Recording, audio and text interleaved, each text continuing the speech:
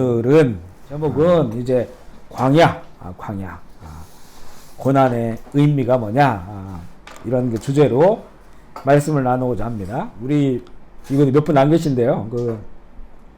누가 제일 고난 없이 살았을 것 같습니까? 아마 이렇게 한 분 한 분 쭉 깊숙이 들여다보면 인생에 고난이 없는 분이 없고요. 또 기막힌 그런 고난과 혼란의 시간들을 또 지나지 않은 분들이 없고, 또 우리가 또 남은 인생 있잖아요. 분명히 고난이 닥칩니다. 그죠? 뭐 누구는 인생은 고난이다 이렇게 말하는데, 그 고난은 과정이죠. 그런데 그 고난이 고통이 되고 또 상처가 될 것인가, 아니면 그 고난이 미소가 될 것인가, 우리 성도들로서는 하나님의 복이 될 것인가, 이것은 이제 우리가 말씀, 이 고난에 대한 하나님의 뜻이 무엇이냐, 그 말씀을 따라 이제 그 길을 가면 그곳에서 정말 고난이 아닌 하나님의 미소가 되고 정말 복이 되고 천국 시민이 되어지는 그런 좋은 길이 된다는 겁니다. 그러니까 고난이 없을 수는 없어요. 고난이 없을 수는 없다. 그리고 요즘 우리가 이사야서 읽잖아요. 이사야서를 읽으면서 남유다 왕국, 하나님의 백성들이죠. 그리고 열방의 여러 나라의 백성들을 향해서 하나님께서 말씀을 주시는데, 이 말씀들 가운데 물론 회복에 관한 말씀을 주시지만 그건 당장의 일은 아니거든요. 그러니까 그 시대에 살아가는 사람들, 또 그 다음 세대 사람들은 다 고난의 길을 간다는 거예요. 이게 하나님의 백성들도 고난의 길을 가요. 그걸 피할 수가 없어요. 오히려 하나님의 백성들은 완전히 나라가 멸망돼요. 나라 잃지요. 또 재산 다 잃어버리죠. 또 이제 자유롭게 살던 사람들이 노예가 되고 포로가 되죠. 그리고 낯선 곳에서 살지요. 그리고 사랑하는 사람을 죽임당하니까 잃어버리죠. 이런 그 고난들, 또 요즘 막 여러 나라에 대해서 하나님께 주신 심판 메시지 보세요. 여기에 다 고난이죠. 그 나라 전체가 다 고난, 고통. 사실 우리는 이제 전쟁을 경험하지 않았지만, 전쟁이라고 하는 전쟁은 모든 고난의 엑기스 그 안에 다 들어있어요. 그죠?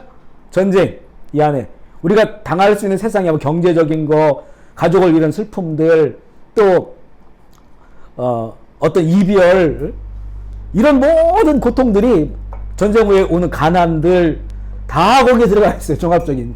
근데 지금 이 이사야서에 나오는 하나님의 메시지는 뭐냐면, 아수르 제국을 통해서 다 친다는 거잖아요. 다 치고, 어떤 때는 멸망시키고, 어떤 때는 아주 약소한 거를 남겨놓고 이런다는 거잖아요.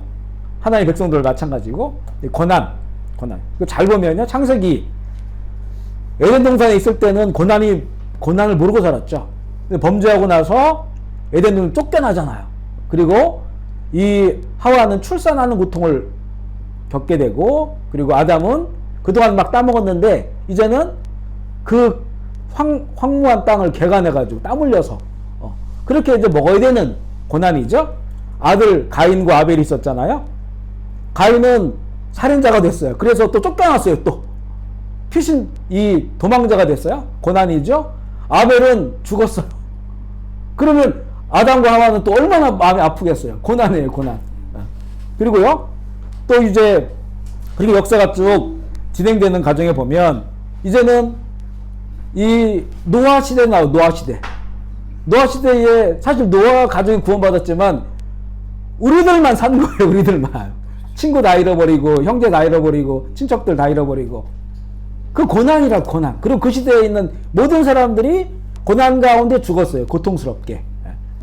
그리고 아브라함 나오죠.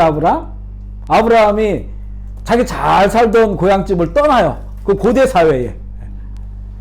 지금으로도 4,000년 전에. 이거 엄청난 고난이에요. 앞을 알 수 없는, 갈 바를 모르는 곳을 향해서 간다는 것이. 그 아들 이삭이 있죠? 이삭은 많은 부를 물려받았어요. 그런데 우물을 파면 뺏으러 오고, 당시에 이 척박한 땅에서 물이 가장 중요한데, 그리고 목자들, 양들, 가축들 엄청나게 많이 가지고 있었거든요. 날마다 물이 필요해. 근데 우물을 파면 뺏어가. 왕과 그 나라의 사람들이 와서 뺏어가. 또 파면 또 뺏어가. 고난이죠. 그죠? 그래도 이삭은 덜 고난 받은 거예요. 그 다음 야곱. 뭐 야곱의 고난은 지금도 이스라엘이 환난당하고 야곱의 환난이다 이렇게 말하는 것처럼 뭐 말할 수 없는 그런 환난이고요. 그리고 이제 야곱의 11번째 아들 요셉. 요셉도 이제 그 고난하면 대단하잖아요. 그리고 요셉을 통해서 애굽 땅에서 이제 한 민족을 이룬 이스라엘 노예 생활했죠. 처음에는 이제 대접받고 살다가 요셉을 알지 못하는 왕들이 쿠데타가 일어나서 왕조가 바뀌어요. 그러면 그때부터는 이제는 노예가 되어버렸어요. 그래서 수백 년을 벽돌 쌓는 거 이런 일들을 한 거예요. 고난. 그리고 이제 출애굽해서 광야 40년의 고난. 이게 쭉 보세요. 이게 다 고난의 연속의 고난에. 그리고 신약 보세요. 신약 예수님 편하게 사셨습니까? 그죠? 예수님의 제자 사도들 초대교회 고난이에요. 고난. 그러니까 이제 고난은 앞서 말씀드린 것처럼 하나님의 백성들도 인생은 고난이다. 한번 따라서 해볼까? 인생은 고난이다. 인생은 고난이다. 예. 그다음 인생은 고난이다가 진리는 아닙니다. 이거는 인생은 고난이다. 이건 하나의 과정이에요. 과정. 그러나 이제 우리가 인생은 고난인데 진리 안에 거하느냐 진리 밖에 거하느냐에 따라서 그 고난이 이제 어떻게 진리를 이루는 길이 되느냐 여기서 달라지는 거거든요. 그래서 우리가 이제 신앙생활하고 예수님 만나고 신앙생활하고 예배 드리고 이런 상황 가운데서도요 고난이 끊임없이 찾아옵니다. 그죠? 고난. 우리 인생이 이제 앞으로 얼마 더 살지 모르겠지만 고난이 있어요. 지금 여기 우리 여기 아직도 저보다는 젊으신 우리 성도들 있지만 그렇지만 여기까지 오는 것도 엄청난 고난을 통해서 왔어요. 사람마다 그 고난의 크기와 무게는 다르겠지만 그렇지만 이런 고난들이 우리 인생 가운데 있는 거죠. 그러면 이제 이 고난이 우리 예수 믿고 우리는 고난 없어 환난 없어 이건 아니에요. 이게 아니란 말이에요. 성경의 역사를 쭉 봐도 하나님의 사람들의 역사를 봐도 다 고난을 거쳐왔어요. 고난을. 그런데 고난의 시간들이 우리 믿는 우리들에게도 지금도 다 주어지고 그리고 우리가 성경을 읽으면서 이제 알게 되는 것은 앞으로 더 심한 이제 환난의 시대가 다가온다. 우리 지금 아주 실감하고 있잖아요. 실감하고 있고 이게 지금 코로나 이것도 지금 엄청난데 또 홍수에다가 또 뭐 지진에다가 필리핀에도 지진 나서 150명 죽었다더라고요. 이게 막 이제 덥고 춥고 이런 일들을 비롯해서 메뚜기 재앙에다가 또 이 일본의 열도의 그 화산이 지금 막 분화하려고 대기하고 있는 게 10몇 개가 있더라고요. 이거 한꺼번에 다 터지면 또 난리 난다고 그러고 뭐 이런 것들부터 해가지고 이제 그런 모든 것들이 이제는 우리가 어쩔 수 없는 고난 이 자연재해 같은 거는 어떻게 막을 수가 없잖아요. 이런 것들부터 시작해가지고 이제 우리 인생이 이제 그 개인적인 것뿐만 아니라 이제는 어떤 지구적으로 또 한 지역 또 한 국가 막 이렇게 큰 고난의 양상으로 이제 가게 된다. 이것이 성경에 우리에게 주시는 그런 말씀이에요. 그러면 이제 이 고난은 우리가 안 당할 수 없다. 고난 피할 수 없다. 고난 당한다. 그죠? 지금도 우리가 지금 살아가고 있는 이 순간에도 우리 지금 성도님들 쭉 기도 제목 쭉 올라와서 함께 이제 기도하는 부분들이 있는데 보면요. 힘든 일이 많아요. 그죠? 고난의 길을 걸어가고 있어요.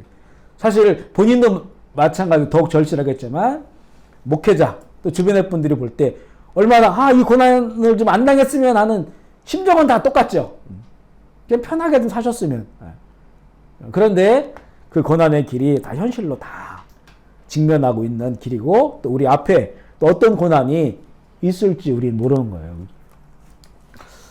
그러면서 이제 우리가 오늘 함께 나누는 그 말씀이 이런 광야의 길, 고난의 의미가 무엇이냐. 고난은 다 당한다.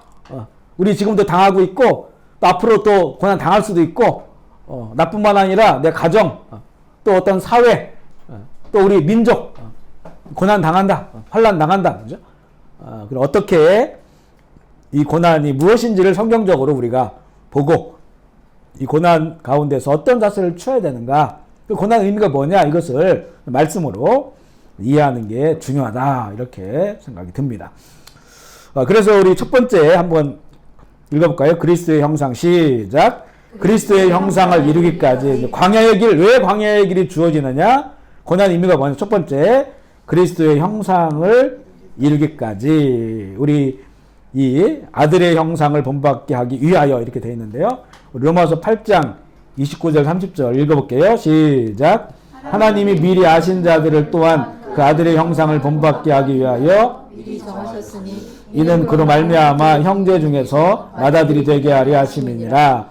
또 미리 정하신 그들을 또한 부르시고 부르신 그들을 또한 의롭다 하시고 의롭다 하신 그들을 또한 영화롭게 하셨느니라. 여기서 보면요, 하나님께서 정하셨다. 그리고 그들을 부르셨고 의롭다 하시고 영화롭게 하신다. 그런데 이것이 과정이 있는 거예요. 과정이. 그냥 이게 오토매티컬리하게 되어지는 게 아니라는 거예요. 그냥 내가 믿으면 다 되는 게 아니란 말이에요. 여기서 하나님께서 정하셔서 부르셨다. 우리는 부르심을 받았다. 그죠? 부르심을 받은 너희들. 이렇게 성경은 말하잖아요. 우리가 예수님을 구주로 영접하고 그러면 이제 하나님의 부르심을 받았어요. 그러면 이제는 의롭다 하심을 받아야 되죠. 이미 우리가 죄에 대해서는 의롭다 하심을 받았어요. 그러면 이제는 성화의 길, 하나님의 거룩한 길을 가는 거예요. 그래서 영화롭게 하시는 것은 완성된 거예요. 구원이 완성된 천국. 그 천국을 향하여 우리가 이제는 그 성화의 삶, 거룩한 삶을 살아가는 그 삶으로의 또 부르심이 있어요. 첫 번째 부르심은 우리가 몰랐던 예수님을 만났고 하나님의 자녀로 부르심을 받았는데, 이건 또한 사명을 우리에게 주신 거잖아요. 그래서 그 사명을 이뤄가면서 우리의 삶이 하나님의 의롭다 하심을 입은 삶으로 점점 변화되어 가는 거죠. 그러다가 이제는 이 완전한 천국, 영화롭게 되는 곳, 천국의 시민 되는 거예요. 천국 시민. 근데 우리가 천국 시민이면 어떤 사람들입니까? 정말로 흠이 없고 완전하고 천사와 같은 그런 사람들이잖아요. 예수님께서도 그렇죠. 부활에 대해서 물어볼 때 이제 너희가 천국에 가면 다 천사들 같이 돼, 이런단 말이에요. 그러면 우리가 그 영화의 나라를 완전한 구원을 위해서 우리가 지금 상화의 길을 걸어가는데, 이게 다 우리가 변화가 필요하고 주님을 닮아가는 이 형상, 예수 그리스도 형상을 이뤄가는. 그래서 이제 천국 갔을 때 우리가 안 어색하죠. 여기서 마귀처럼 살다가 천국 가면 이거 얼마나 어색해요. 그래서 우리가 보통 이제 이 표현이 맞는지 모르겠지만 부끄러운 구원이 있다, 이렇게 얘기하잖아요. 그래서 평생 세상에서 죄 짓고 살다가 죽기 바로 전에 정말 진짜 예수님을 받아들여가지고 구원받고 죽은 거예요. 그럼 천국 가면 어색해, 이게요. 전혀 내가 살던 방식이 아니에요, 여기는. 서로 막 축복해주고 사랑하고. 근데 우리는 그 남은 예수님 믿고 남은 시간, 그렇게 이제 천국 시민화 되어 가는 거죠. 그리고 또한 그게 우리 하나님 나라의 상급이 되잖아요. 상급이, 그죠? 해의 영광, 달의 영광, 별의 영광 다르다 상급이 되니까, 그게 우리가 변화되는 것도 감사하고, 또 하늘에 상급이 점점 많아져도 감사하고, 이것으로 영원한 세상을 살아가니까 얼마나 그 상급도 중요하겠어요, 그죠? 그래서 우리를 그렇게 이제는 정하셨고 부르시고 의롭다 하시고 영롭게 하시는 그런 그 성숙의 길로 우리가 가야 된다는 것이고요. 그 그리스도의 형상을 이루기까지 해산의 수고를 해야 된다. 갈라디아 4장 19절 읽어볼게요. 시작. 나의 자녀들아, 너희 속에 그리스도의 형상을 이루기까지 다시 너희를 위하여 해산하는 수고를 하노니. 그렇죠. 여기 보면 너희 속에 그리스도의 형상을, 우리 안에 내면 인격, 언행 심사 이 안에 그리스도의 형상을 이루기까지 다시 너희를 위하여 해산하는. 그러니까 이게 다시는 더하는 거잖아요. 첫 번째는 안 믿는 사람 믿게 하는 거예요. 그것을 위해서 죽기까지 복음을 전하는 거예요.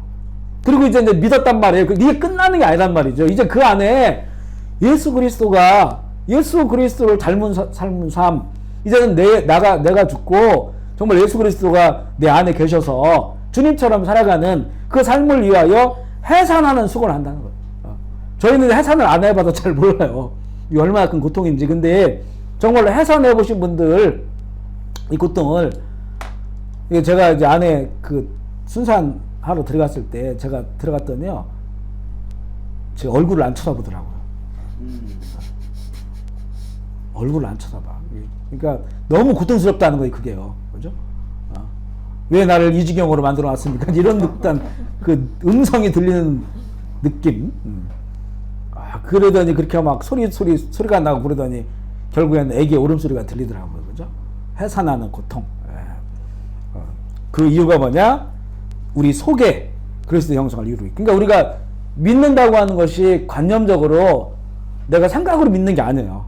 이 믿음이라고 하는 결국 내 안에 예수 그리스도가 날마다 자라서 주님의 형상으로 이렇게 커가는 것, 성숙해 나가는 것, 그런, 이건 진짜 믿음임을 우리가 보게 됩니다. 그래서 이 고난은 다 고난 받지만, 이것은 저주와 고통이 아니다. 고난은, 광야는 보물을 찾는 곳입니다. 아멘이십니까? 따라해볼까요? 광야는 보물을 찾는 곳이다. 보물을 찾는 곳이다. 이게 광야는요, 보물을 감춰놓을 때가 너무 많아요. 광야가. 그러니까 고난의 시간에 보물을 감춰놓을 자리가 너무 많다는 거예요. 근데 사실 고난을 잘못 통과하면 그 보물을 못 캐내는 거예요. 제가 이제 그 성지순례 갔다가 이집트에서 이렇게 광야를 지나서 시내산에서 이렇게 자고, 물론 이제 지금 이 시내산은, 지금은 이제 저 사우디아라비아 쪽에 그 시내산에 말씀하는데, 이거는 전통적인 그런 시내산을 말하는데, 그리고 이제 이스라엘 넘어가는 거거든요. 그런데 그 시내산까지 가는데 정말 광야 양쪽에 막 사막도 나오고 광야도 나오고 풀한폭이 자라지 않는 그런 막 바위만 있고 아주 척박하고 메마른 곳이에요. 거기에 도로가 하나 있어요. 도로.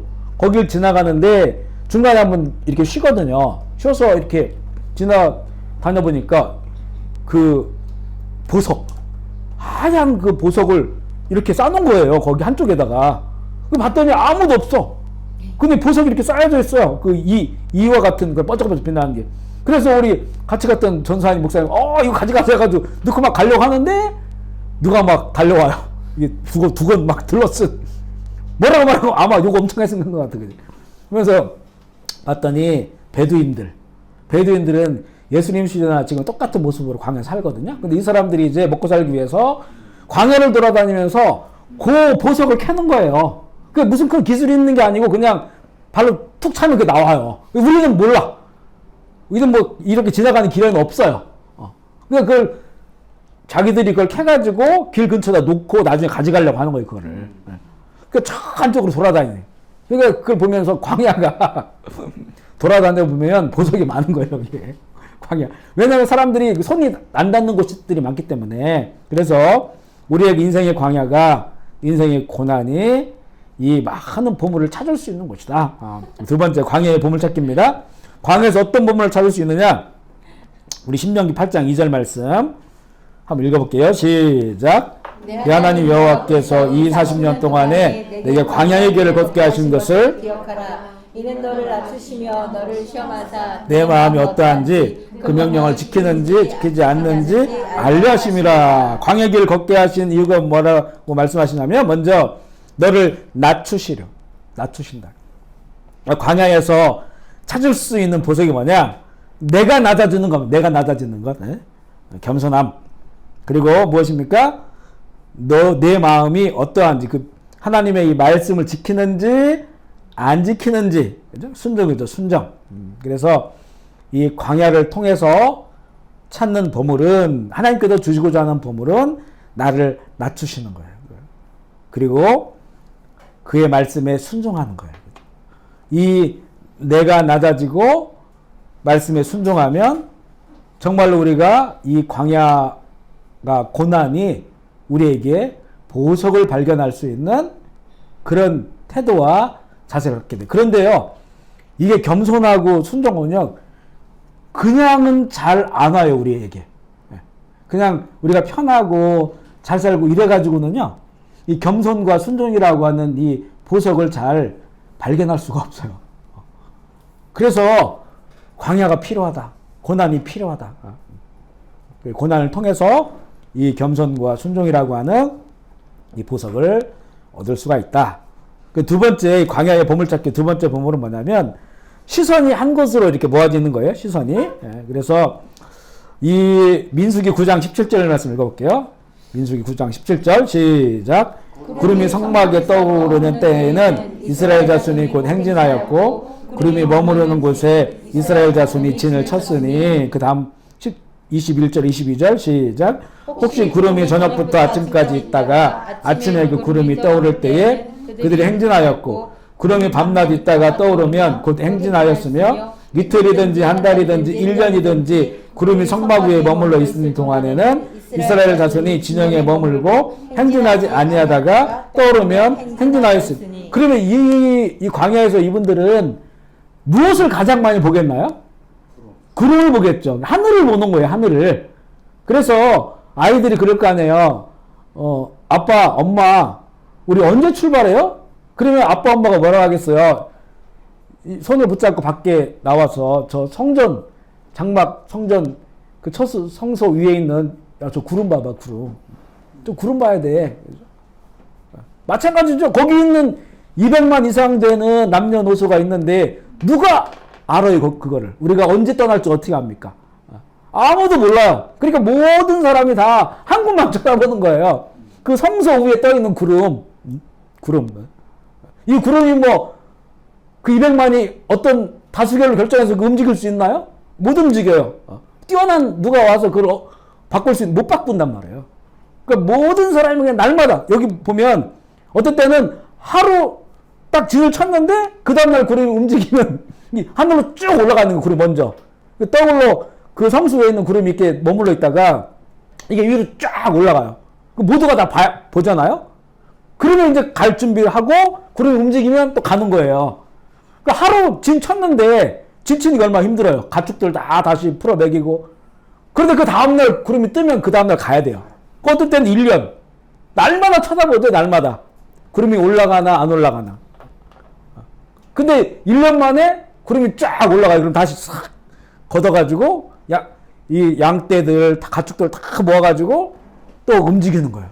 그 어디로 가는지도 모르잖아요. 어디로 가는지. 그러면 또 구름만 쳐다봐야 돼요, 하늘만. 멈췄다! 그러면 이제 그 밑에다가 성소를 만들고 삥 둘러가지고 12지파가 또 자리를 잡는 거예요. 이렇게 40년을 했다고 생각해 보세요. 40년을. 모든 사람이 한 곳만 바라보는 거예요. 시선이 한 곳으로. 그리고 이제는 시선만이 아니죠. 이제는 시력. 우리가 이제 시선, 시력, 시각. 이 세 가지를 우리가 영적인 면에 적용해 볼 필요 있는데, 이 시선은 이제는 바라보는 방향이자 시선. 이제는 구름만 바라봐요. 시력은 볼 수 있는 힘이야, 힘. 그러니까 그 전에는 애굽에서는 뭐 이것저것 너무 많았었어요. 피라미드도 있고 수많은 우상들도 있고. 그런데 광야에 나오니까 아무것도 없잖아요. 그러니까 그 맑은 하늘, 먼 곳을 볼 수 있어요. 먼 곳. 우리 영적 시력이 좋아야죠. 그리고 지금 눈앞에 보이는 것이 아니고 영원한 천국을 바라봐야 되는 거예요. 영원한 천국. 이제 한국에 있을 때는 신방하고 또 내지는 이렇게 예배를 인도하고 하면요, 찬송가를 되게 밝고 이런 찬송들 많이 불렀거든요. 그런데 자꾸 이제 어떤 찬송이 좋아지냐면 며칠 후 요단강 건너가 그 새벽 기도회 때 보면 찬송 꼭 그런 찬송들이 자꾸 이렇게 부르고 싶은 거예요. 하늘 가는 밝은 길이 내 앞에 있으니 이 몸의 소망 무언가 해가지고 그래서 뭔가 시력이 이제는 자꾸 멀리 보여지게 되더라고. 멀리 보게 돼. 멀리 보니까 눈앞에 있는 것들에 대해서 조금 초월할 수 있는 그런 시력이 생기더라고요. 시각. 제가 이제 군 생활할 때 저희 군대 부대 바로 옆에 꿩을 기르는 농장이 있었어요. 근데 꿩 기르는 농장 꿩을 보면서 볼 때마다 되게 웃겼거든요. 왜냐하면 거기다가 이렇게 이걸 이렇게 눈을 이렇게 놔요.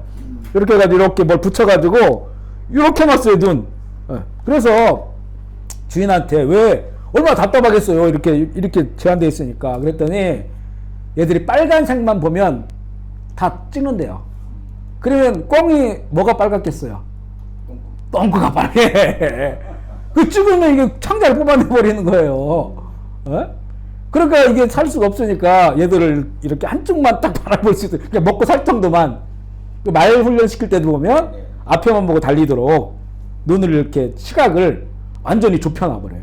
근데 우리가 이제 애굽 생활, 세계에서 당시에 가장 잘 사는 나라 했잖아요. 400년 살았어요. 얼마나 볼 게 많았습니까? 그죠? 그래서 이 사람들이 불평할 때 애굽에서 먹었던 거, 봤던 거, 또 그 우상 만든 것도 애굽에서 본 걸 가지고 만든 거잖아요.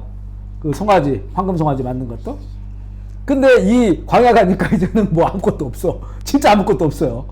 너무 풀도 거칠고, 무슨 뭐 푸른 초장 이런 것도 하나도 없고요. 그러니까 이 시각이 이제는 정말로 그 시각이 좁혀지니까 또 더 멀리 보게 되고, 한 곳만 볼 수 있는, 그래서 이제 광야는 한 곳을 볼 수 있는 시선, 그리고 멀리 보는 시력, 그리고 분산되지 않는 시각, 이것을 주는 거다. 이게 바로 우리가 광야의 길을 걸으면서, 고난의 시간을 걸으면서 찾을 수 있는 광야의 보석이다. 그리고 이제 세 번째 광야에 찾을 수 있는 보석은요, 이제는 성숙해지는 거예요. 양육하는 거죠. 우리 요한계시록 12장 6절 말씀 읽어보겠습니다. 시작.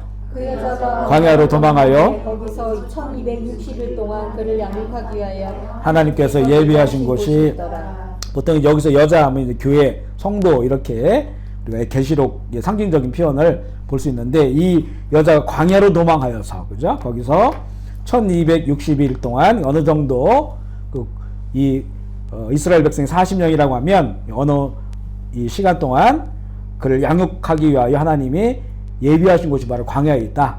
그래서 광야에서 양육되어지는 그런 시간을 갖는다. 욥기 23장 10절 읽어볼게요. 시작. 그러나 내가 가는 길을 그가 아시나니 나를 단련하신 후에는 내가 순금같이 되어 나아오리라. 아멘이십니까? 너무나 잘하는 말씀이에요. 그래서 욥의 고난은 뭐 뒤에 나오겠지만 정말로 뭐 말할 수 없는 그런 고난이죠. 그러나 그 고난에 대한 그의 어떤 소망 내지는 믿음이 뭡니까? 나를 단련하시는 시간이다. 성숙되어진다.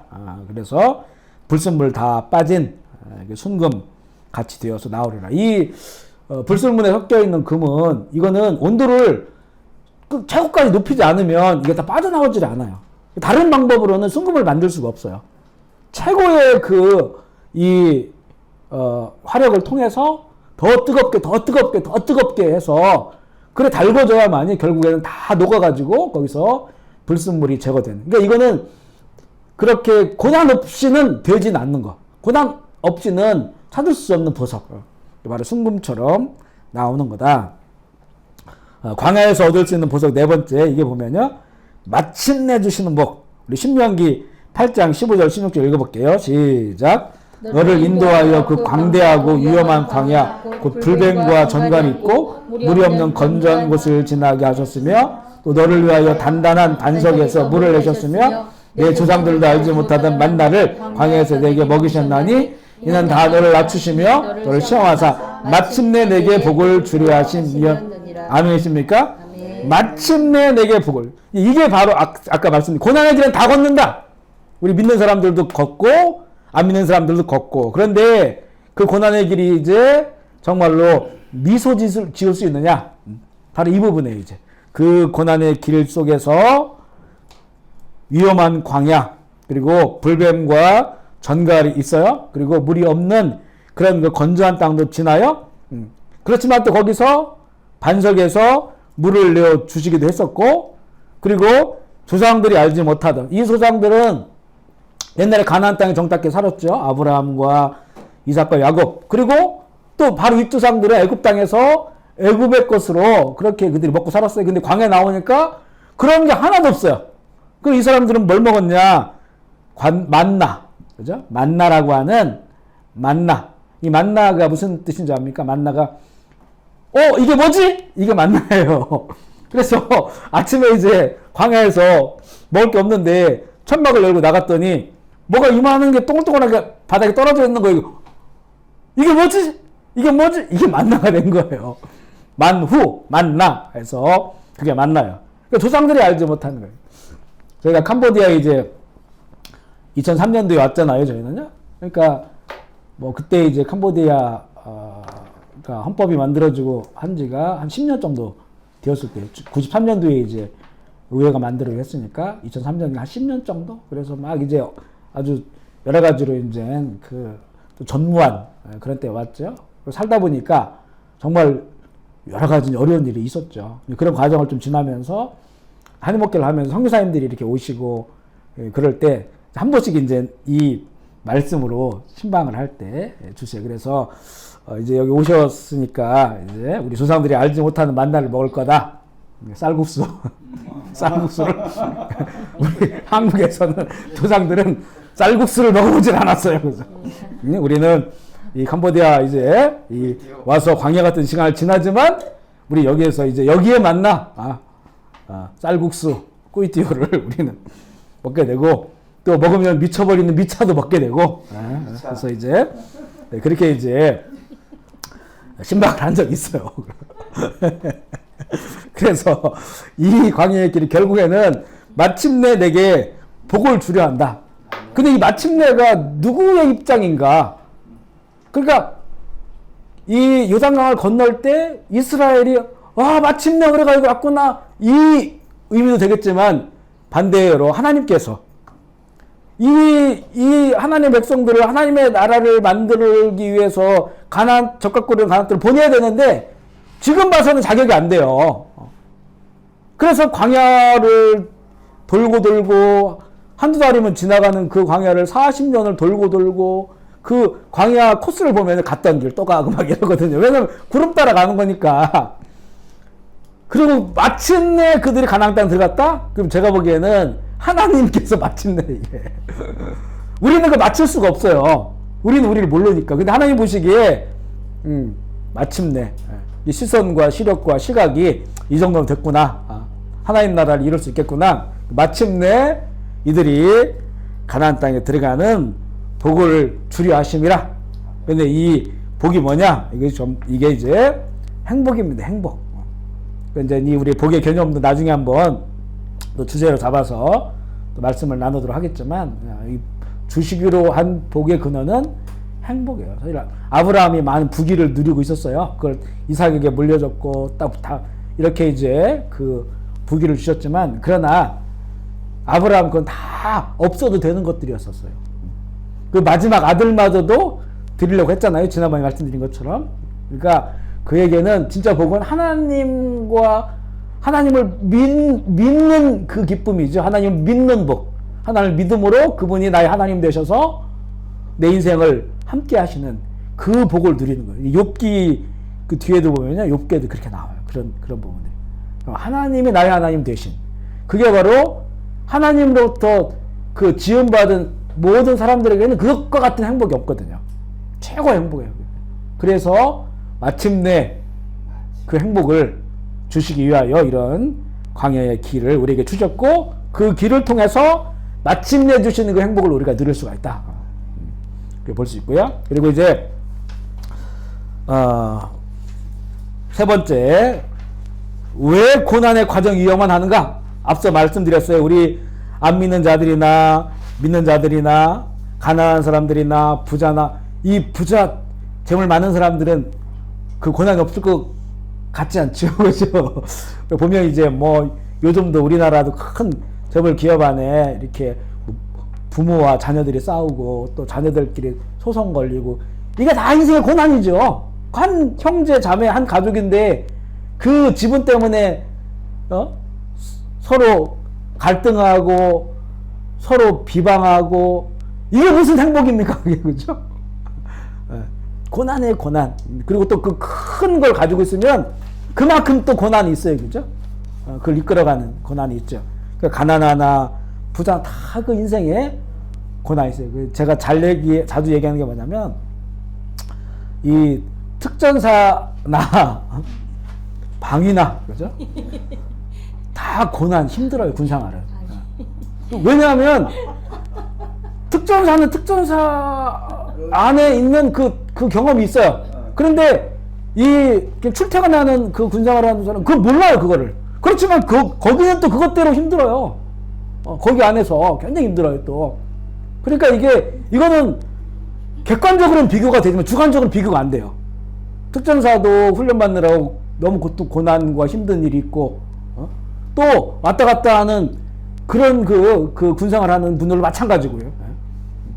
다 마찬가지란 말이겠죠. 그 고난이 다 있다. 근데 이제 왜 우리에게 하나님께서는 왜 우리에게 믿는 우리에게 왜 고난의 과정을 우리가 꼭 고난을 통해서만 이게 얻을 수가 있느냐 이 부분이거든요. 왜냐하면 우리는 나 자신을 너무 모르기 때문에요. 자신이 부패했다고 하는 것을 내가 가장 몰라요. 어떨 때는 남편은 좀 알아요. 아내는 좀 알아요. 자기는 몰라요. 그런데 어떨 때는 남은 좀 알아요. 남. 아니면 영적 권위자는 내가 부패했다는 걸 알아요. 근데 나는 몰라요. 아멘이십니까? 진짜 그래요. 이거 솔직한 저 개인의 심정이기도 하고요. 내가 문제가 있다고 하는 것, 내가 아직 멀었다고 하는 것, 내가 부패됐다고 하는 거를 나만 잘 몰라요. 그래서 우리가 이런 얘기하면 꼭 다른 사람만 생각해요. 지금 다른 사람, 남편 떠올리고 아내 떠올리고 김집사 떠올리고 이게 바로 이래서 우리에게 고난이 오는 거예요. 무슨 얘기하면 제가 어디 한국에서 이제 어디 말씀을 전하고 마지막 때에 말씀 전했는데 여러분들이 오셔가지고 아이고 우리 김집사가 들었어야 되는데 그런 거예요. 우리가 나를 너무나 모른다. 정말 욥이 고난을 통해서 자신이 하나님을 너무 모른다고 하는 사실을 그가 알게 됩니다. 이게 이제 욥의 고난의 의미인데 우리 그 내용은 이제 그 욥기에 관한 내용 그 정리해 놓은 거거든요. 한번 보시면 먼저 이제 욥이 어떤 말들을 하는지 우리가 욥기를 자세히 읽지 않으면 이 내용들 잘 몰라요. 욥 먼저 한번 욥 1장 21절 22절 이거는 처음에 이제 막 연속적으로 그죠? 있던 막 양들 다 죽고 빼앗기고 자녀들 죽고 막 이러잖아요. 연속적으로 막 이 들어왔을 때 계속 이 종들이 와서 그렇게 큰 고난이 지금 재앙이 닥쳤다고 하는 것을 알려줬을 때 그때 지금 이사서거든요. 1장 21절 22절 시작. 이르되 내가 모태에서 알몸으로 나와 또한 알몸이 그리로 돌아갈 주신 이도 여호와시요 거둔 이도 여호와시니 여호와의 이름이 찬송을 받으실지어다 하고 이 모든 일에 욥이 범죄하지 아니하고 하나님을 향하여 원망하지 아니하니라. 이게 처음에는 이래요. 처음에는. 그리고 이게 첫 번째 사단의 시험이에요. 시험. 이 하나님께서 자랑하잖아요. 하나님의 아들과 사단에게 야, 너 욥 봤냐? 이렇게 세상을 돌고 왔다는 거예요. 사단이. 욥 봤냐? 얼마나 정직하냐? 완전하고 세상에서 완전한 자다. 이렇게 얘기해요. 그러니까 사단 설마 하나님께서 부자 되게 해줬으니까 잘 되겠으니까 그렇죠. 그러면 맡겨볼 테니까 해봐라 해가지고 첫 번째가 재물 다 빼앗고 애들 다 죽어요. 그리고 부인은 막 저주하고 이런 상태예요. 그때 이렇게 고백해요. 이거 최고의 고백이죠. 야, 믿음 좋다. 역시 의인이다. 이거잖아요. 3장 1 그러고 나서 이제 두 번째 시험이 오는데 이거 뭐냐면 자기 몸을 쳐요. 그래서 이제 막 몸에서 고름이 온몸에서 쏟아지고 상팔이 가지고 막 몸을 벅벅벅 긁고 있는 그런 상태가 되었을 때 3장 1절 읽어볼게요. 시작. 그 후에 욥이 입을 열어 자기의 생일을 저주하니 드디어 이제는 내가 몰랐던 내가 나타나기 시작했어요. 하나님 왜 나 태어나게 했어요? 왜 우리 아버지 어머니 분위기 좋게 만들어서 나를 낳게 했어요? 이런 얘기를 읽어보면 그 내용이 왜 그날을 주셨어요? 그날이 없었으면 내가 안 태어나잖아. 왜 날 이렇게 자기 생일을 막 저주하면서 자기 인생을 저주하면서 솔직히 이 마음속에 뭐가 있어요? 하나님에 대한 원망이 있죠. 하나님 왜 나 세상 나오게 했어요? 그런 거예요. 그리고 이제 7장 20절 21절 읽어볼게요. 시작. 사람을 감찰하시는 이여 내가 범죄하였던들 주께 무슨 해가 되오리까 어찌하여 나를 당신의 관역으로 삼으셔서 내게 무거운 짐이 되게 하셨나이까 주께서 어찌하여 내 허물을 주지 아니하시며 내 죄악을 제거하지 버리지 아니하시나이까 내가 이제 흙에 누우리니 주께서 날에서 찾으실지라도 내가 남아있지 아니하리이다. 굉장히 저항하는 거죠. 이게 사실은 욥은 끝까지 나는 내가 무슨 죄를 져서 고통을 당하는지 내가 모르겠다 이 입장이에요. 그래서 이제 그 친구들 뭐 대만 사람 엘리바스, 그 다음에 빌닷, 소발이 나타나가지고 논쟁하는 것이 쫙 이어져요. 몇십 장을 쫙 이어지거든요. 그러면서 일관적으로 욥이 얘기하는 건 뭐냐면 내가 모르겠다 도대체. 그러니까 이 채층은 뭐라고 말해? 네가 그래도 뭔가 잘못 있으니까 이렇게 네가 저주를 받고 고통을 당하는 거야, 이 입장이었어요. 그리고 욥은 그래 내가 뭘 잘못했지 모르겠다, 뭘 잘못했는지. 그래서 이 입장을 끝까지 견제하거든요. 그래서 지금 우리가 읽은 이 내용은 뭐냐면 내가 범죄했던들 주께 무슨 해가 되오리까. 그리고 왜 어째 내 허물을 사여주지 않냐면 이게 거짓으로 하는 말이에요. 지금 욥이 나는 허물이 없어요, 죄가 없어요. 근데 이렇게 나를 고통스럽게 하냐, 이 부분에 대한 저항에 지금 말을 하고 있는 거예요. 끝까지 이 내용을, 이게 이제 신명기 28장의 내용이거든요. 그래서 하나님의 말씀을 청정하면 너희가 뭐 앉아도 복을 받고 일어서도 복을 받고, 그런데 그 말씀을 거역하고 따르지 않으면 밖에서도 저주를 받고 뭐 이런 내용, 재앙이 오고 이런 내용이에요. 이게 이제 기계적으로 이걸 적용하는 거예요. 이 욥도 마찬가지고 친구들도 마찬가지고 여기에 지금 머물러 있는 거예요. 여기에 머물러 있는. 그래서 이렇게 이제 저항적인 말을 하고요. 욥기 10장 1절 2절을 볼게요. 욥기 10장 1절 2절 시작. 내 영혼이 살기에 곤비하니 내 불평을 토로하고 내 마음이 괴로운 대로 말하리라. 내가 하나님께 아뢰오니 나를 정죄하지 마시옵고 무슨 까닭으로 나와 더불어 변론하시는지 내게 알게 없소서. 즉 하나님과 지금 이게 변론하고 있는 거예요. 하나님과 도대체 하나님 내가 뭘 잘못했습니까? why? 왜 내가 이렇게 고난을 당하게 됐는지 정말 모르겠다. 계속 이런 방식으로 얘기를 하고요. 그 다음에 13장 15절 16절 읽어볼게요. 시작. 그가 나를 죽이시리니 내가 희망이 없노라. 그러나 그 앞에서 내 행위를 아뢰리라. 경건하지 않은 자는 그 앞에 이르지 못하나니 이것이 나의 구원이 되리라. 하나님 뭐라고 말합니까? 나를 이렇게 고통스럽게 또 저주받는 사람처럼 만들어놨는데 내 행위를 한번 보십시오. 뭐가 의미 있습니까? 이거예요. 나 의롭지 않습니까? 하나님은 의롭다고 인정하지 않았느냐? 내 행위를 봐라. 지금 이런 지금 상태란 말이에요. 지금 욥이 이 고난이 가면 갈수록 이런 그 자기의 이런 그 속마음이 자기가 몰랐던 자기의 이 모습들이 나타나게 되고 있는 거예요. 그리고 이제는 이제 거의 이제 이 논쟁의 마지막 부분이에요. 32장 1절 읽어볼게요. 시작.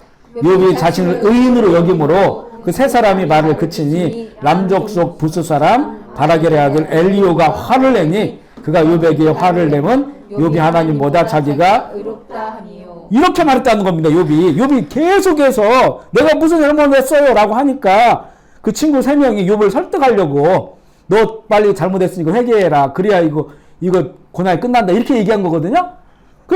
근데 그걸 받아들이지 않으니까 이 세 친구가 더 이상 말을 않게 됐더니 그 다음에 네 번째 사람 엘리오가 젊은 사람인데 이게 참 지혜로운 사람이에요. 이 엘리오가 나타나가지고 이제 양비론 막 화를 내면서 욥에게는 이 하나님보다 네가 더 의롭다고 말할 수 있느냐 이것과 그 다음에 새 친구들에게는 너는 늘 끊임없이 욥을 설득하지 못하고 정죄만 하느냐 양비론 너도 문제 있고 너도 문제 있다. 이게 이제 그 엘리오의 말들이 쭉 더 나와요. 여태까지 오랫동안 이렇게 엘리오의 얘기가 나옵니다. 그러다가 이제는 정적이 딱 흘러요. 그리고 나서 이제는 갑자기 하나님께서 영광스러운 모습으로 나타나셔서 이 욥에게 이제 기말고사를 봐요. 기말고사. 문제를 쫙쫙 내줘요. 계속 문제를 내주는데 우리 먼저 욥기 38장 4절 5절 읽어볼게요. 시작. 내가 땅에 기초를 놓을 때 내가 어디 있었느냐 내가 깨달아 알았거든 말할지어다. 누가 그것을 도량법을 정하였는지 누가 그 줄을 그것 위에 띄웠는지. 이게 기가 막힌 말씀이죠. 땅에 기초를 놓는다고 하는 건 그냥 우리 사실 우주라고 하는 게 그냥 공중이잖아요. 공중에 그냥 이렇게 지구, 해, 달 이런 것도 막 떠 있잖아요 지금. 그런데 이것을 놓을 때 하나님께서 놓을 때 너 어디 있었느냐 이거예요. 그리고 이게 도량법이 뭐냐면 도량법은 길이와 높이와 부피 이런 걸 측량하는 거예요. 지금 우리가 해가 있고 수, 금, 지, 화, 목도 천연이 이렇게 있잖아요. 이게 쭉 있는데 우리 그 지구의 그 위치가 여기에 지금 생명이 살 수 있는 거잖아요. 앞에 있는 거는 너무 뜨겁고 뒤에 있는 거는 추워서 못 살고 이 지구의 이 자리, 그리고 달과 우리 지구의 이 거리 때문에 일몰과 썰물이 일정하게 일어나고, 지구가 조금만 당겨지면 동해안물이 서울까지 돌아요. 이 측정을 한 거예요. 지금 측정을 적절한지. 그러니까 이제 진화로 온 자들은 폭발을 여러 번 해가지고 그 지구라고 하는 자리가 딱 생명이 살기 좋기 때문에 여기서 무기물이 생기고 유기물이 생겨서 자랐다는 거잖아요. 그 창조력이 아니죠. 하나님께서 다 길이를 재고 측량을 해가지고 딱 그 사람 딱 살 수 있는 그곳에다가 그 지구에다가 하나님께서 에덴 동산도 만들고 또 생명이 살 수 있는 그런 이 위치를 만들어 놨다는 거예요. 달도 딱 그 위치에 있는 거예요. 근데 이게 엄청난 말씀이잖아요. 창조주만 할 수 있는 말씀. 이때 누가 그것을 줄을 다 재가지고 이렇게 공중에다가 뭐 수금조 벽도 참여형 뭐 이 우주가 아주 어마어마하잖아요. 이것을 해놨는데 내가 아느냐? 욥이 답할 수가 없죠. 이렇게 문제가 계속 나와요. 그리고 이제 하나 재밌는 거 뭐냐면 그 다음 구절 38장 16절 읽어볼게요. 시작. 내가 바다의 샘에 들어갔었느냐 깊은 물 밑으로 걸어. 이 구절 때문에요. 이 욥기에 지금 몇 군데 더 있는데 그 과거에는 이게 틀렸다고 그런 거예요. 하나님. 바다에 무슨 샘물이 바다에 다 짠물이지 바다에 무슨 샘물이 있어요. 그랬더니 요즘 이제 큰 이 잠수함 같은 걸 해서 바닷속 깊은 거에 들어갔더니 거기 민물샘이 나오는 거예요. 뽀글뽀글 막 나와요. 그러니까 너 거기 가봤느냐? 걸어가서 그 민물 터지는 거 봤느냐? 이렇게 질문을 하니까 욥이 점수가 몇 점 나온지 압니까? 빵점 나왔어요. 빵점. 근데 우리 애들 빵점 나온다고 뭐라고 하지 마세요. 이 정직하고 의롭고 세상에서 가장 의로운 욥도 빵점 맞았어. 이 기말고 하나님의 기말고사에. 예? 저도 수학을 여러 번 빵점 맞았습니다. 예.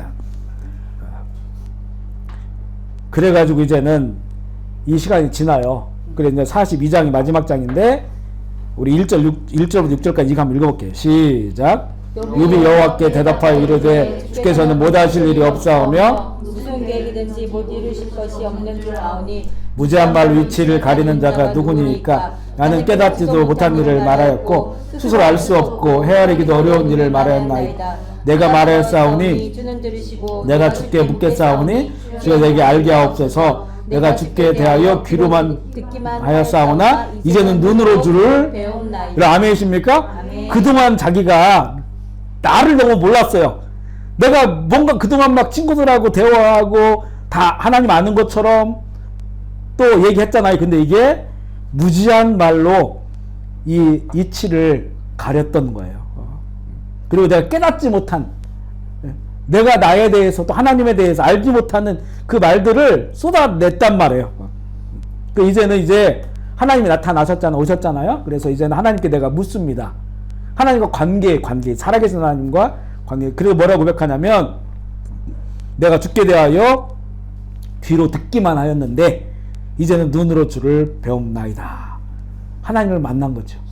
진짜 하나님을 만난 거예요. 그동안은 자기가 신명기 28장의 그런 말씀처럼 그렇게 이렇게 살면 내가 의롭다라고 기계적으로 알았던 겁니다. 또 하나님께서 그것을 또한 귀하게 봤어요. 사실은 세상에 그런 사람이 없다 말씀하셨습니다. 그런데 이게 완전히 하나님을 아는 게 아니었어요.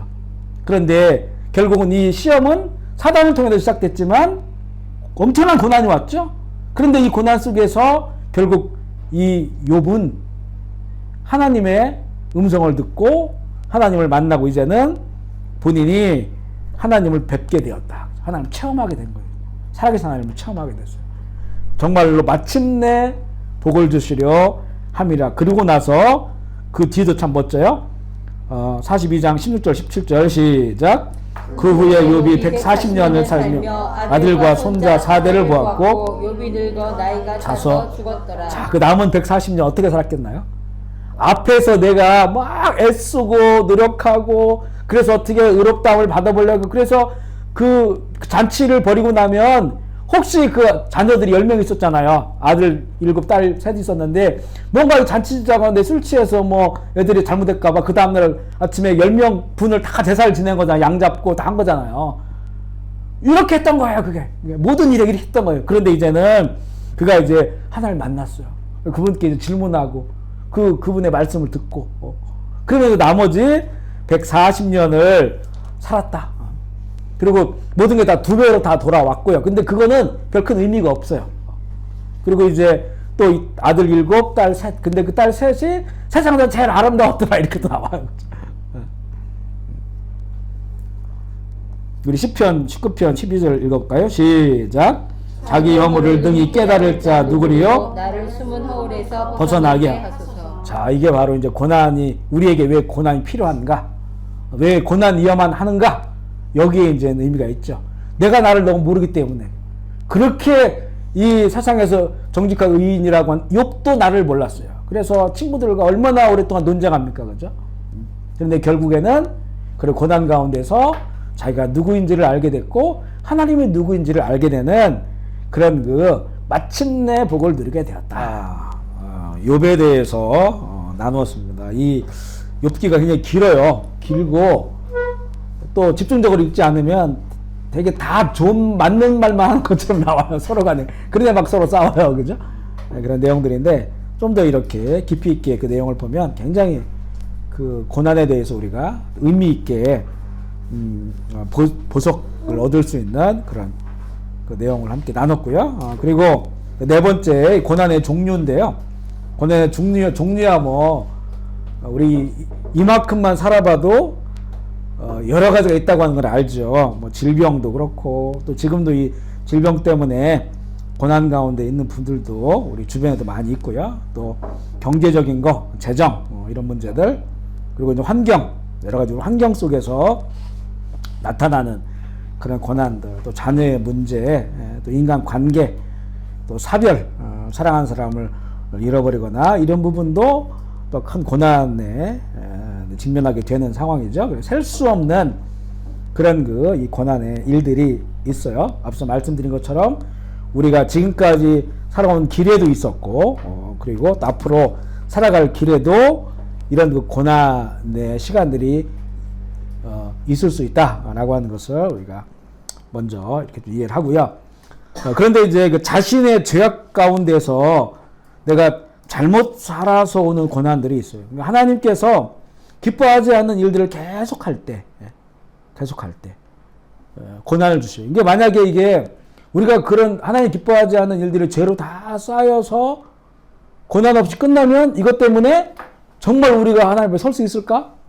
그런데 기뻐하시는 일이 막 쌓이고 있을 때 하나님이 고난을 주시기 때문에 이게 이제 우리의 징계, 우리에게 징계하셔서 하나님의 자녀이기 때문에 그 길을 벗어나게 하시려고 주시는 그런 고난이 있어요. 어떤 사람이 이제 뭐 신앙생활 하면서도 하루에 막 담배 3각씩 피우고 나중에 폐암 말기로 막 쓰러져 가면서 원망하잖아요. 원망. 어찌 하나님 나를 이렇게 죽어가게 하고 고통스럽게 하느냐. 그죠? 결국에는 그 원인이 어디에 있습니까?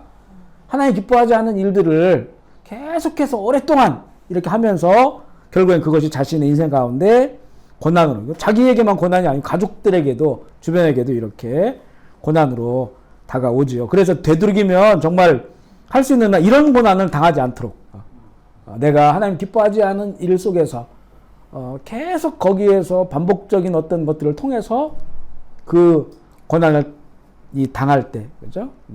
그런 부분들 때문에 당하는 고난은 우리의 인생 가운데, 성도들 인생 가운데 되도록 없어야 된다. 그래서 변화가 필요하고요. 그렇지만 이제 고난 가운데 하나님의 섭리 속에서 만나는 고난이 있어요. 우리가 앞서 나눈 욥 같은 경우도 이게 욥이 무슨 뭐 잘못해서 되어진 게 아니죠, 사실은. 그렇지만 이것이 그 욥에게는 하나님을 더 깊이 체험하는 큰 복된 사건이 됐고, 요셉 보세요. 요셉이 팔려가게 된 게 자기가 뭐 잘못했습니까? 물론 좀 미움은 받았지만 형들한테 아버지의 독점적인 사랑 이런 것들이 이제 시기와 질투의 대상은 됐지만, 그렇지만 그게 무슨 욥이 어떤 큰 죄를 져서 당하는 요셉이 그런 고난이 아니었단 말이에요. 형들의 그거는 이제 시기 질투 미움, 이런 죄 때문에 그 어린 동생을 팔아버린 거니까 그렇게 해서 그가 요셉이 고난을 당하게 되죠. 근데 이제 그 고난이 결국에는 섭리였다라고 알게 되고 결국 형들을 만났을 때 자기를 밝혔을 때 형들 나를 두려워하지 말라고 내가 지금 애굽의 2인자가 됐다고 복수를 한다든가 그렇지 않다. 왜냐하면 이것은 하나님께서 미리 이런 모든 상황을 아신 하나님께서 나를 먼저 여기 보내신 것이다. 하나님의 섭리 가운데 내가 있었던 거다. 형들은 도구로 쓰임 받은 것이기 때문에 절대 두려워하지 마라. 이렇게 말해요. 결국 자신의 고난이 하나님의 섭리 가운데 있었다고 하는 것을 그가 알고 있었죠. 근데 이렇게 하나님의 섭리 가운데 있는 고난은 아직은 왜 내가 고난 가운데 있는지 이게 드러나질 않습니다. 그래서 이 잘 알 수가 감춰져 있어요. 그래서 하나님의 뜻과 계획이 분명히 있는데 이게 뭐지? 나에게 왜 이런 고난이 올까? 라고 하는 이런 그 감추어져 있는 이유가 있는데 그게 무엇인지를 잘 알지 못해서 그래서 이제 그 욥도 참 처음에 이것 때문에 방황을 하잖아요. 방황을 잘 이해할 수 없는 그런 고난이 있음을 그가 이제 말하고 있어요. 이런 그 하나님 섭리 가운데 있는 고난이 바로 그렇다. 이런 이유를 우리가 잘 알 수 없다. 이 선교지에 있으면서도 정말 선교 잘 하시는 너무 좋은 선교사님들 우리 교회도 경험했지만 교통사고 나가지고 우리 방선교사님 6식구 중에서 4식구가 한날 자녀들과 함께 하늘나라 가시고 얼마나 우리가 2년 동안 같이 예배드리고 신앙생활 했는데 이해할 수 없죠. 이해할 수 없어요. 그죠? 그것도 이제 언어 준비하시고 CMU 로 가서 사역하시겠다고 가는 길에 이사하시는 길에 이런 일을 당하시니까 그죠? 이해할 수가 없다. 그죠? 하나님의 섭리 가운데 있는 것. 분명히 그렇지만 그 하나님 뜻은 언젠가는 드러나요. 그죠? 아마 먼저 가신 분들은 이제 아시겠죠. 왜 이렇게 먼저 오시게 됐는지를 아시겠죠. 하지만 또 남은 자녀들 완전히 이제 뭐 또 장애를 입고 평생 살아가야 되는 자녀들, 그죠? 그 또 인생 가운데 이게 무슨 일인가 할 거예요, 그죠? 또 그것이 결국 감춰져 있는 하나님의 뜻과 계획이 있음을 우리가 알게 되고요. 이 요한복음 9장 2절 3절 한번 읽어볼까요? 요한복음 9장 2절 3절 시작.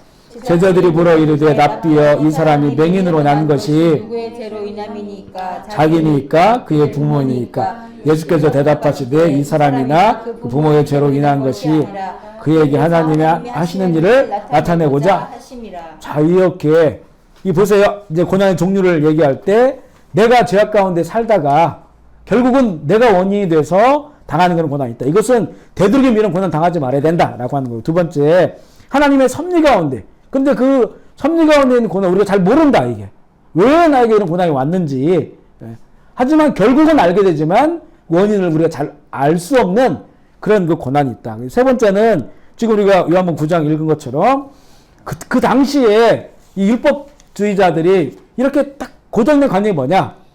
태어날 때부터 맹인으로 태어났다. 이거는 누군가의 죄 때문에 이런 거다. 이런 고정관념이 있었던 거예요. 신명기 28장에 앞서 말씀드린 그것을 기계적으로 분명히 조상들의 문제가 있든지 어떤 이 죄악 때문에 얘가 저주받고 태어났다. 이렇게 이제 보는 그런 시각이 그래서 그 제자들이 물어보잖아요. 이게 도대체 태어날 때부터 맹인으로 태어났으면 이게 인생의 고난이잖아요. 누구의 죄 때문에 그러냐? 이게 이제 고정관념이 있었죠. 그런데 주님 뭐라고 말씀합니까? 이 사람은 이 사람이나 그 부모의 죄로 인한 것이 아니라 그에게 하나님께서 하시는 일을 나타내고자 그가 맹인으로 태어났다. 그러면 그가 그동안 산 시간이 있을 거 아니에요. 맹인으로. 고난의 시간을 산 시간. 근데 이 고난의 시간이 결국은 하나님의 아들 예수님을 만나게 해서 그가 눈을 뜨게 되잖아요.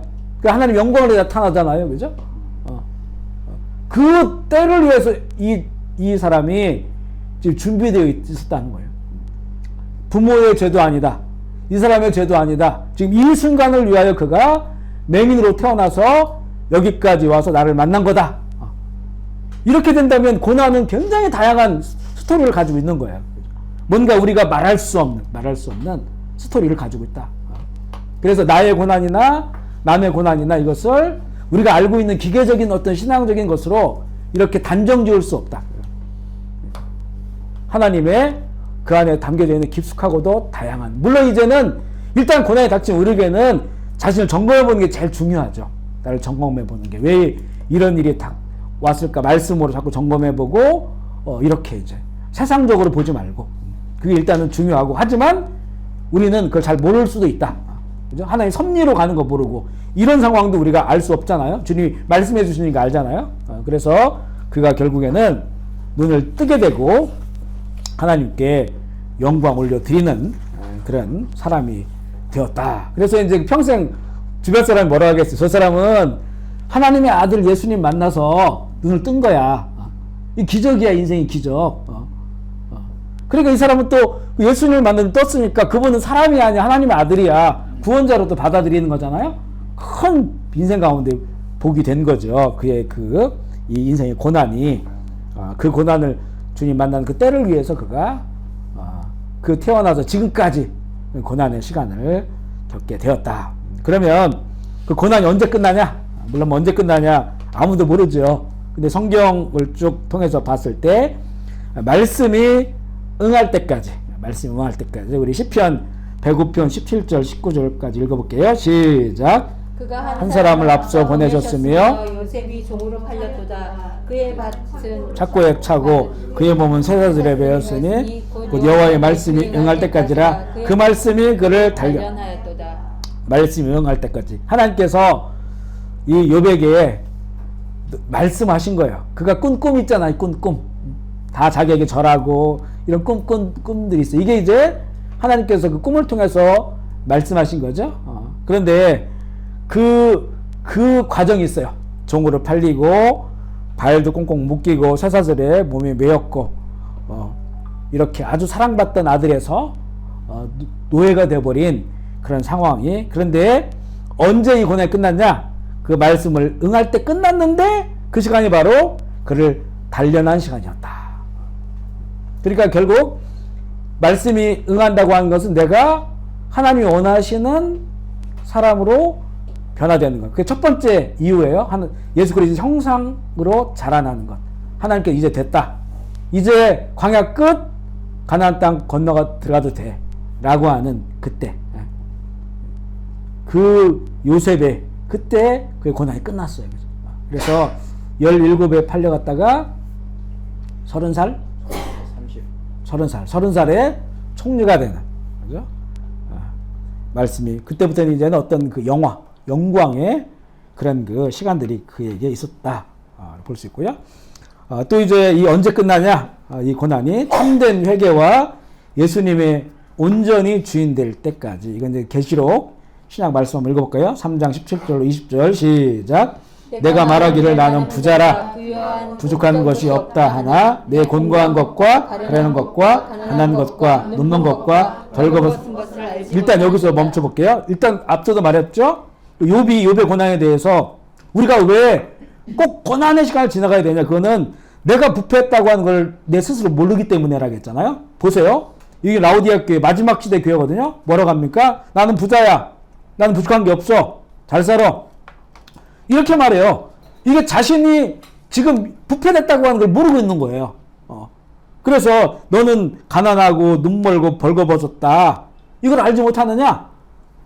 그 다음 읽어볼게요. 시작. 내가 너를 권하노니 내게서 불로 연단한 금을 사서 구하게 하고 흰옷을 사서 입어 벌거벗은 수치를 보이게 하고 안약을 사서 눈에 발라보게 하라. 물은 내가 사랑하는 자를 책망하여 징계하노니 그러므로 내가 열심을 내라. 회개하라. 볼지어다 내가 문 밖에 서서 두드리노니 누구든지 내 음성을 듣고 문을 열면 내가 그에게로 들어가 그와 더불어 먹고 그는 나와 더불어 먹으리라. 그러니까 이 내용을 스토리를 만든다면요. 지금 그가 마지막 시대의 교회인데 자신이 부패됐고 지금 하나님 기뻐하지 않는 그런 모습 속에 있는데 내가 모르고 있어요.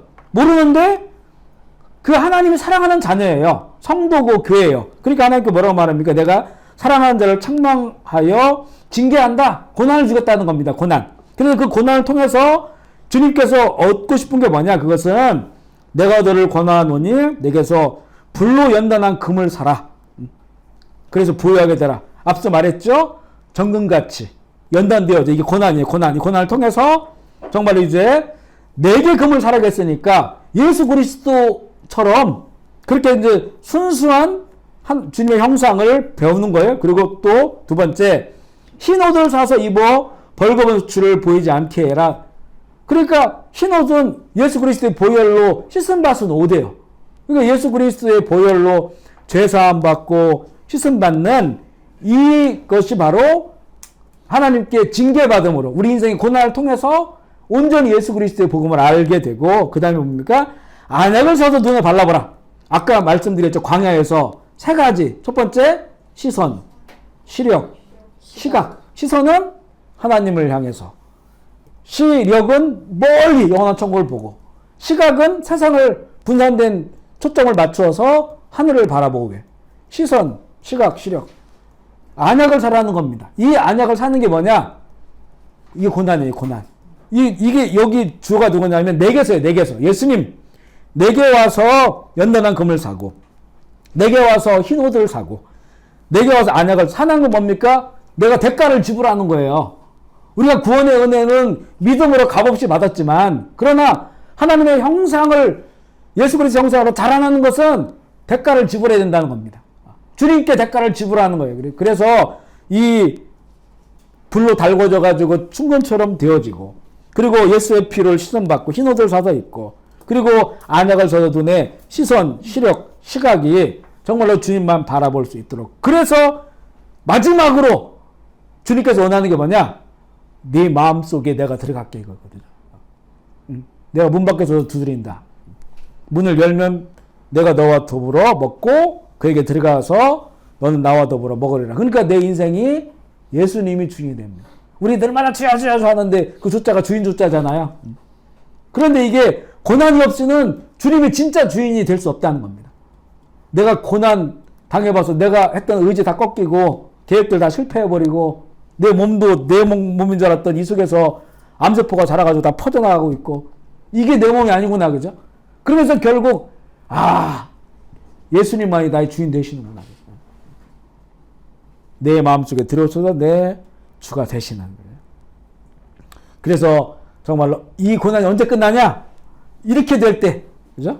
참된 회개를 통해서 예수님께서 온전히 내 인생의 주인 되실 때, 그때 우리의 고난이 끝나요. 그리고 나서 또 고난 올 수 있거든요. 그 고난들은 그냥 넉넉하게 갈 수가 있어요. 아까 우리 집사님 말씀하셨을 때 정말 나이 드신 분들이 내 인생 생각해보니 고난보다는 행복한 게 많았어, 좋은 추억 많았어, 이렇게 말씀할 수 있는 게 뭐냐, 그죠? 이런 그 고난을 이렇게 지나가 보니까, 그것도 진리를 통해서 고난을 지나가 승리해 보니까 그 다음부터는 고난이 아니더라. 예수, 우리 하나님의 미소를 우리가 품을 수 있는 그런 복된 시간이다. 우리가 특별히 또한 고난을 지날 때 이 때가 있어요. 때. 이제 그 언제 이 하나님의 말씀 응하고 고난 언제 끝나는 때. 이 때는 이제 보면요, 세 가지의 때가 있는데, 첫 번째는 크로노스가 있어요. 크로노스는 이 크로니컬, 그래서 연대기, 성경에 보면 역대하, 역대상, 그 역대기가 바로 이게 이제 그 크로노스예요. 그래서 그냥 지금의 시간, 일상의 시간, 과거, 현재, 미래로 흘러가는 이 크로노스의 시간을 속에서 우리가 고난 당하거든요. 그 고난의 길을 걸어갑니다. 이 시편 105편 17절에서 19절, 아까 읽었는데 다시 한번 읽어볼게요. 시작. 그가 한 사람으로 앞서 보내셨으며 요셉의 종으로 팔렸도다. 그의 발은 착고에 차고 그의 몸은, 여기까지가 크로노스예요. 크로노스. 그가 팔렸죠. 그리고 이거는 뭐 어찌할 수가 없어요. 그냥 그렇게 시간이 흘러갔어요. 그리고 시간이 필요했어요. 여기서 이제 고난의 시간, 종의 시간, 이 크로노스 시간이 지나가는데, 그리고 두 번째 시간이 카이로스예요. 카이로스는 이제 그 일반적으로 흘러가는 시간 속에서 갑자기 하나님께서 뚫고 들어온 시간이 있어요. 돌파, 하늘에 돌파하셔가지고 그 역사와 인생 가운데 개입하신 시간. 여기서 새로운 변화가 일어나요. 여기 사람이 나타나든지 어떤 사람을 만나든지 특별한 기회, 순식간의 기회, 초월적 기회, 시간의 기회가 우리에게 주어져요.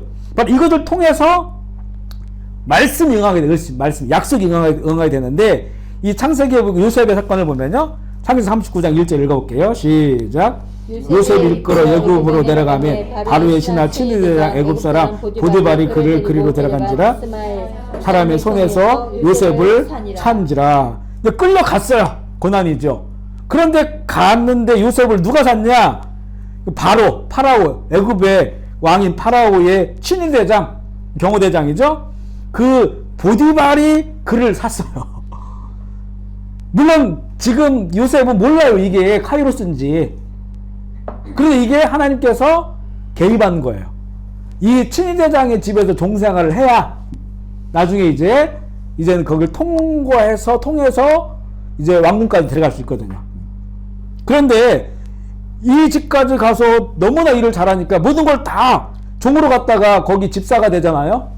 다 관리자가 됐는데, 근데 갑자기 이 보디발의 아내가 유혹하면서 그걸 뿌리친 것이 또 이게 뒤집어 써가지고 또 감옥에 들어간단 말이에요. 감옥에.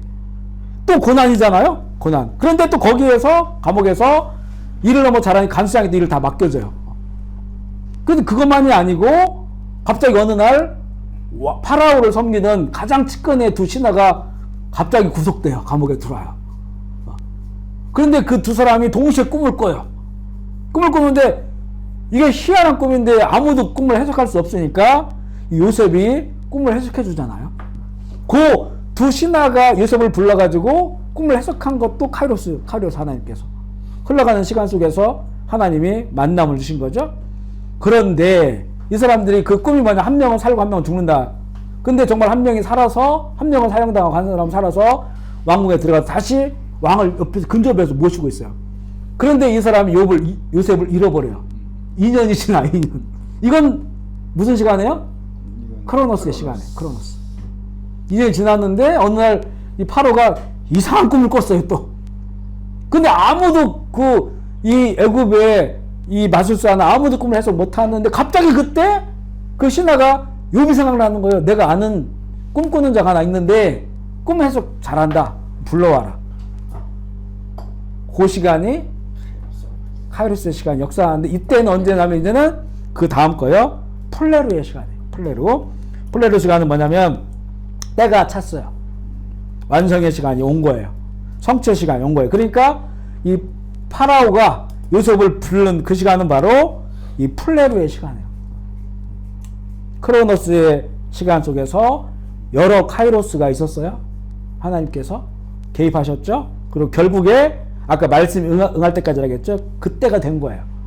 이때까지 요셉은 정말로 죽을 만큼 고난의 시간을 거뒀어요. 죽을 만큼. 어떻게 이게 당신한테 약속했거든요. 내가 들어가면 너 기억할게 했는데 2년을 잊어버려요. 2년을 감옥 속에서 더. 근데 결국에는 플레루의 시간, 때가 차고 기도가 차고 고난이 차고 때가 차고 회개가 차고 하나님 예수 그리스도 형상으로 닮아가고 이 시간에 플레루의 시간이 찬 겁니다. 그래서 우리 이 갈라디아 4장 4절 읽어볼게요. 시작. 때가 차면 하나님이 그 아들을 보내사 여자에게 나게 하시고 율법 아래에 나게 하신 이게 플레루예요. 때가 찼어요.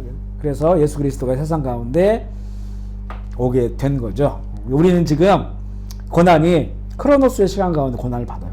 그런데 이때 카이로스가 있다는 걸 반드시 믿어야 됩니다. 그리고 플레루가 있다고 하는 것을 분명히 믿고 소망해야 돼요. 요셉을 보면 그가 정말 불평하지 않고 그 고난의 시간을 지나가고 나중에 그 형들 만났을 때 고백을 보면요. 그가 이런 믿음을 가지고 있었던 것 같아요. 그래 하나님이 함께 하신 모든 일이 형통했더라. 이걸 보면 이 요셉이 정말로 아버지에게 이삭에게 또 아브라함 할아버지에게 할아버지라고도 살았거든요. 나이를 계산해 보면 정말 믿음을 배웠던 거죠. 잘 배운 거예요.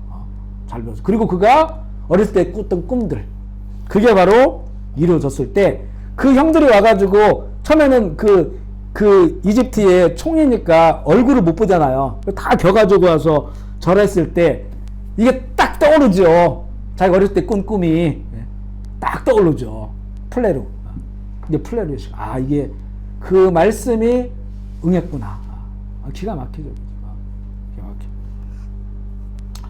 막혀. 그래서 이제 이 고난에 이 세 가지의 시간이 있다. 그래서 우리 믿는 사람들에게는 고난이 절대 낙심하거나 절망하면 안 돼요.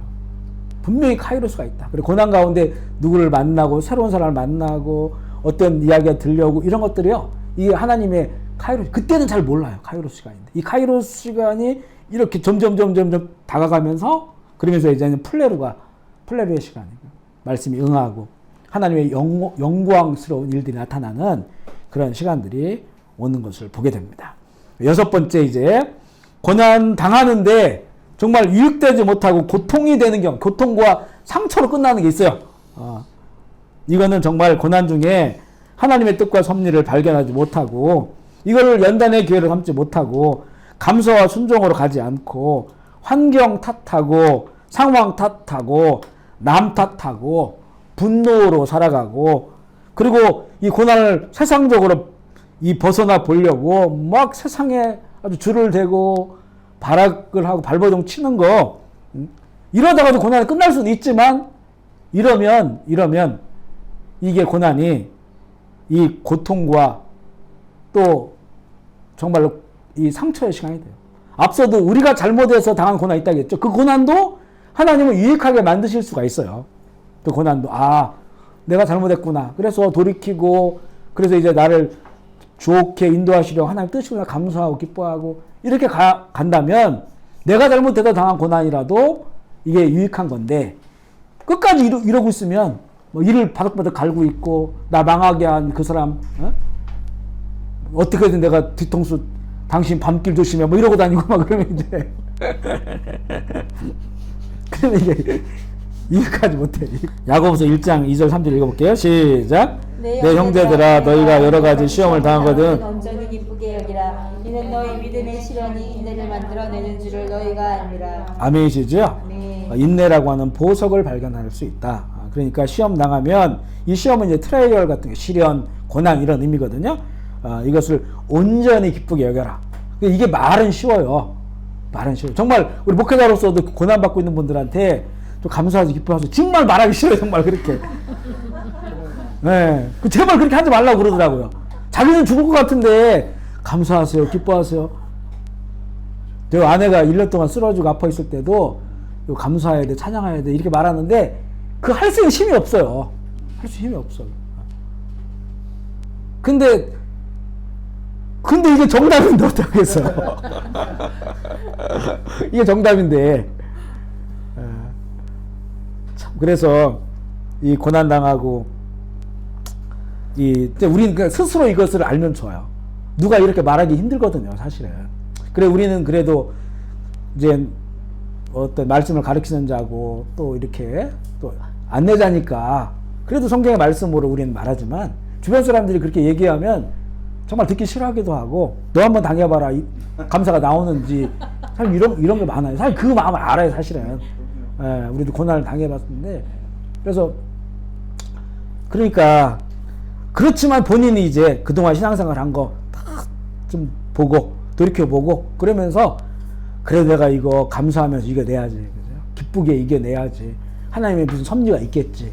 지금은 내가 모르지만 있겠지. 그렇게 소망이죠. 그것으로 이제 이렇게 그 시간들을 지나가야 정말 유익한 고난의 시간이 된다. 이렇게 말씀드리고 있고요. 또 7번째 고난이 유익한 경우죠. 이제 고난 중에 하나님의 이 말씀 계시 이것을 믿음을 가지고 이럴 때 이제 진짜 믿음이 이제 발휘되는 거죠. 고난 당했을 때 그동안 나에게 주신 말씀들 또 성경의 진리 말씀들을 붙잡고 그리고 하나님의 이 섭리를 지금은 내가 알 수 없지만 그 영원부터 영원까지 역사를 이끄신 하나님의 섭리를 우리가 어떻게 알겠어요. 그렇지만 알 수는 없지만 분명히 하나님의 섭리가 있다, 뜻이 있다, 계획이 있다. 이것을 좀 기다리는 자세를 가지고 그리고 하나님의 나를 향하신 계획을 신뢰하고 믿는 믿음 그리고 하나님의 선하심과 하나님의 방법이 가장 최선인 것을 믿는 것. 그래서 정말 고난 당했을 때는 이 시편에서 그 기자가 계속 노래하는 게 반복적으로 나와요. 주는 선하시며 인자하심이 영원하도다. 저도 그 고민 많이 하거든요. 정말 힘들고 어려울 때 다른 거 모르겠는데 정말 이것만큼은 좀 믿어주십시오. 하나님은 선하시고 인자하심 영원합니다. 우리 형제님을 향한, 자매님을 향한 이 하나님의 마음은 이거는 변함이 없습니다. 지금 비록 그게 안 느껴져도 그 선하심과 인자하심이 영원해. 이거 좀 믿고 그리고 좀 인내해 보시라고죠. 버텨 보시라고. 절대 낙심하지 말고 절망하지 말으시라고 이렇게 우리가 권면을 해 드립니다. 그래서 하나님은 우리에게 최선의 상황을 만들어 주셔요. 우리 믿는 자들에게. 아, 이게 지금 하나님께서 나에게 가장 최선의 시간을 주시는 거구나. 크로노스의 이 시간, 이 하나님이 나에게 최선이구나.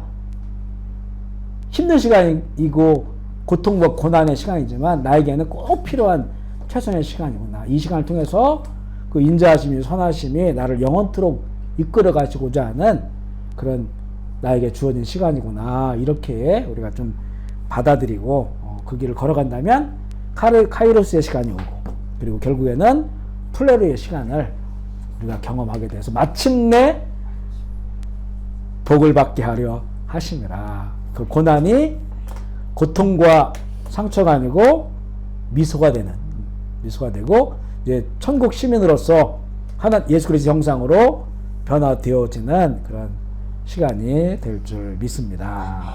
예, 특별히 요즘 이제 우리 교회 안에서도요, 우리 교우들 가운데서 참 고난 가운데 있는 분들이 여럿 있어요. 그리고 지금 이런 코로나 시대라든가 앞으로 닥칠 일들 성경들에 예언되어 있으니까 이게 사실은 좋은 일보다는 고난과 고통, 환난의 시간들이 많아질 수 있는 그런 시간을 우리가 살아가게 되거든요.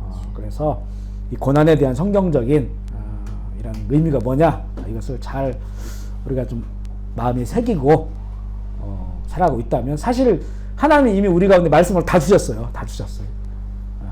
이걸 이렇게 한번 정리하면서 이것을 소망과 믿음으로 삼고 살아간다면 어떤 고난도 우리에게는 유익이 되지 고통과 상처가 되지 않는다. 우리가 그런 길을 함께 가시기를 주의 이름으로 축복합니다. 네.